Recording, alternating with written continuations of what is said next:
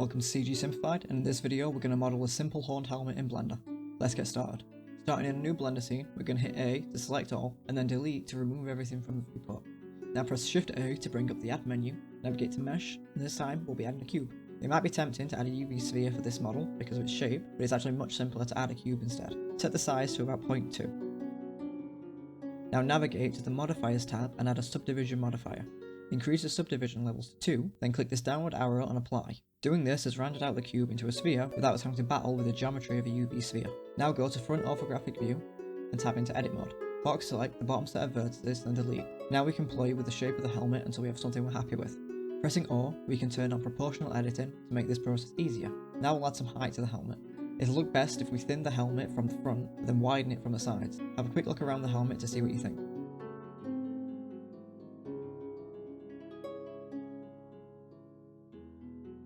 Now we want to give some thickness to the helmet. Press A to select all, and then Shift D to duplicate. Scale down the duplicated mesh, then select the bottom edge and bring it down to match the outer mesh. This method will cause some issues with the face orientation, so we'll need to fix that before we join the two meshes together. We can preview the face orientation by navigating to overlays and selecting face orientation. As we can see, the outer mesh is a blue face, which means this is the outside of the face, whereas the inside mesh is red, which means it's the inside of the face. We need both to appear blue. To do this, hover the cursor over the inside mesh, then press L. This will only select the linked mesh. As these two meshes are not connected, it will only highlight the inside mesh. Now navigate to the mesh drop down, go to normals, and select flip. Now both will appear blue, which means our faces are orientated correctly. We can now go ahead and join them together. Select these four vertices along the bottom of the mesh, then press F. This will create a new face. We can quickly add faces all the way around by selecting two vertices and then pressing F. We're going to add a rounded trim along the bottom of the helmet. To do this, press Ctrl R to add a loop cut, and then slide the loop cut down a little. With the new loop cut selected, scale it up slightly to make the face between the bottom loop and the new loop almost perfectly vertical. Add another loop cut in between the two, and scale this much further out. To round this off, press Ctrl B to bevel, then use a scroll wheel to increase or decrease the amount of segments in the bevel. Now the rounded trim is finished, we want to add another set of trim that will pose as reinforcement on the sides and top of the helmet. Add a loop cut, and place it roughly in the middle of the other loop. Scale it again to make the wall near vertical. Also select the center loop and bevel until it's about the same thickness.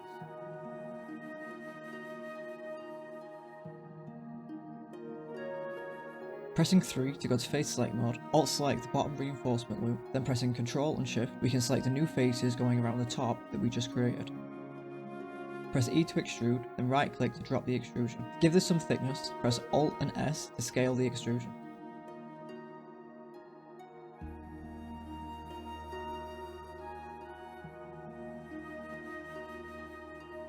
Now we have the rough shape, we want to add some supporting edges to the helmet that will stop sharp edges smoothing out when we add a subdivision modifier. Press 2 to go to edge select mode, then Shift and Alt select all edges we want to keep sharp.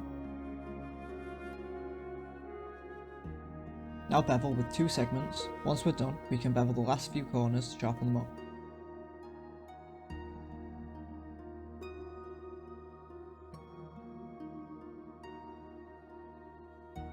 This will leave us with some end-ons.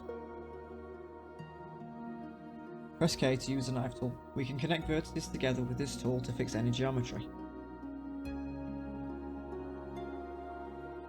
We can then symmetrize this to the other side.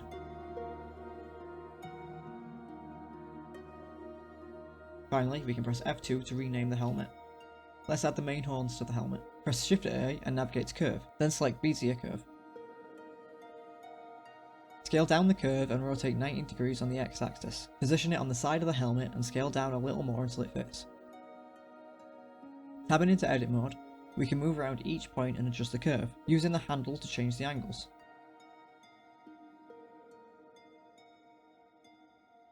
Once we have an angle we're happy with, we can navigate to the Data tab and select Profile.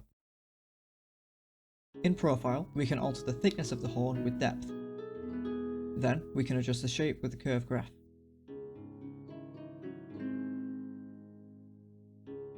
Selecting the end vertices of the horn, we can use Alt S to scale it down to a point. Now we can turn down the resolution on both bevel and the resolution preview. Then right click the horn and navigate to Convert to, then select Mesh. This will turn our curve into an editable 3D mesh. Go to the Modifiers tab and add a new mirror modifier.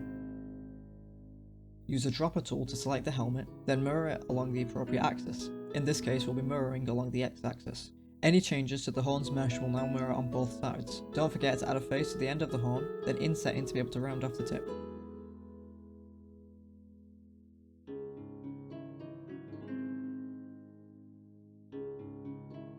Now delete the center face and alt select the loop. We can now grid fill this with alt F and then select grid fill. We can add a final bevel to smooth the tip of the horn a little bit more.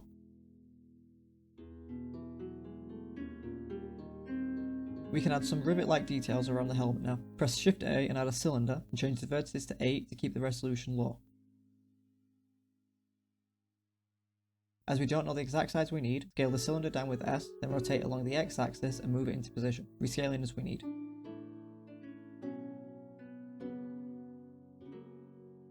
Add a mirror modifier once again, using the helmet as the mirror object. We'll change the transform pivot point to the 3D cursor.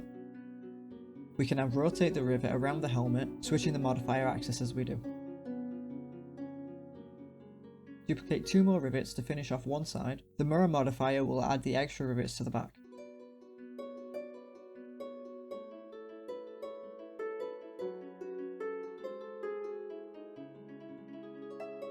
We can now change the position of the rivets if we need to.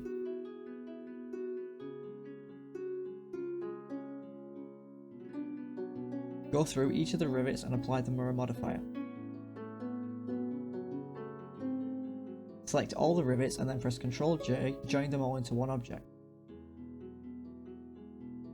Now we want to add a slight bevel to the back of the rivets to keep the edges sharp. Then bevel the front edge to smooth them off. Delete the center faces, then alt select edge loop and grid fill.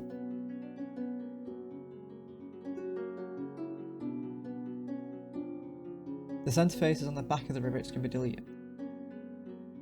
Symmetrize these changes to the other side. We'll be using a similar technique to add rivets to the top of the helmet. Tab into edit mode and select the center rivets with L, then Shift D to duplicate the mesh. We can separate the selected mesh into its own object by pressing P, then in the pop-up menu, click in selection. Tab back into object mode and select the newly created rivet. Make sure the transform pivot point is set to 3D cursor and rotate the new rivet into position. Then duplicating a second rivet to add a little higher up. Add and apply a mirror modifier to copy the rivets onto the back of the helmet and then join it to the other rivets with Ctrl J. Now we want to add a final center horn. Go to front orthographic view and add a new cylinder, reducing the vertices to 8. Scale down the cylinder until we have an ideal thickness. This will be roughly the width of the trim. Switch to wireframe view and highlight the loop, bringing it down to be just above the top of the helmet. Also, adjust the bottom of the loop to the correct height. Add a loop cut to the center of the cylinder, then scale it out and bevel to give it a nice curve. Insert the top face and extrude out what will be the horn.